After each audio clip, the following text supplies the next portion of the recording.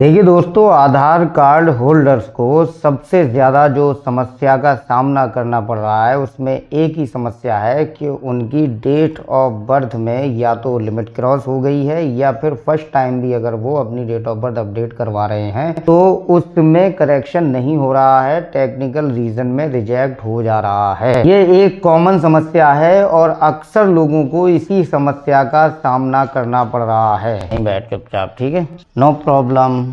Okay, बनाओ video. शांति से बैठियो।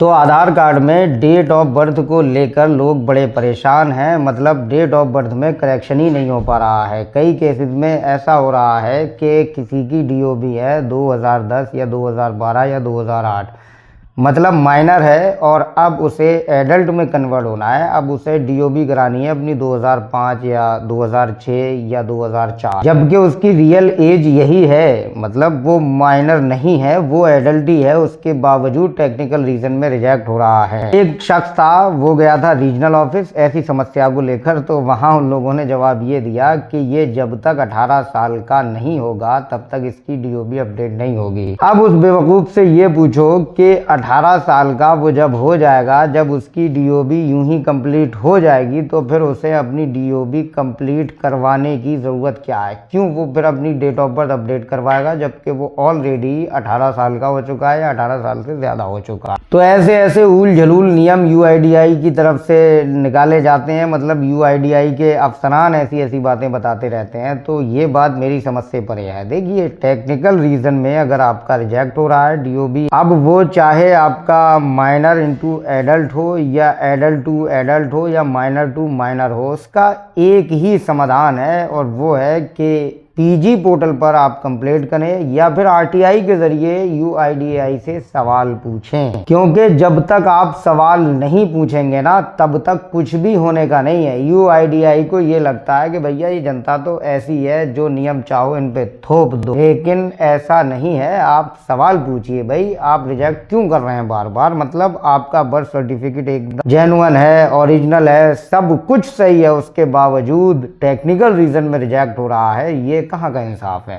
तो ये समस्या बहुत लोगों की बनी हुई है और यकीनन आप जब सवाल पूछेंगे, चाहे पीजी पोर्टल के जरिए शिकायत करके या आरटीआई के जरिए, तो आपकी समस्या का समाधान 100% होगा, मुझे उम्मीद है। अब आ जाते हैं लिमिट क्रॉस वाली प्रॉब्लम पे। देखिए, लिमिट क्रॉस वाले तो बड़े दुखी हैं। उनके लिए सबसे बड़ा पंगा ये पड़ जाता है कि भाई पहले जिस डॉक्यूमेंट से आपने अपनी डीओबी अपडेट करवाई थी, या उसे कैंसिल करा के आओ या फिर उसमें मॉडिफिकेशन करवा के लाओ।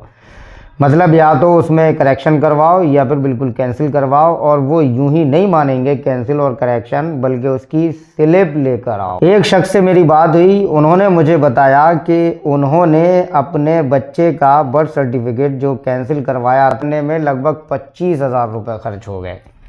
सोच के देखिएगा दोस्तों कि एक मिडिल क्लास फैमिली के लिए और एक हम जैसे लोगों के लिए ये रकम कितनी बड़ी है। 25,000 रुपये कैंसिल करवा लिया, उसके बाद नया भी बर्थ सर्टिफिकेट बनवा लिया, कैंसिल लेटर भी दे दिया, फिर भी यूआईडीएआई ने उनके बच्चे की डीओबी को अपडेट नहीं किया। अब बताइए आप क्या हो सकता है? मतलब सारी चीज़ें एकदम क्लियर हैं, सब कुछ सही है, उसके बावजूद अपडेट नहीं किया जा रहा है। खैर, मैंने उन्हें एक रास्ता बता दिया जो मैं आपको बताता हूँ। लिमिट क्रॉस वाले एक बार फिर से ध्यान से सुन लें। हमें सबसे पहले किसी भी आधार सेवा केंद्र पे जाके अपडेट करवाना है, अपडेट स्लिप लेकर घर आना है और फिर यूआईडीआई को ईमेल करना है help@uidi.gov.in पर।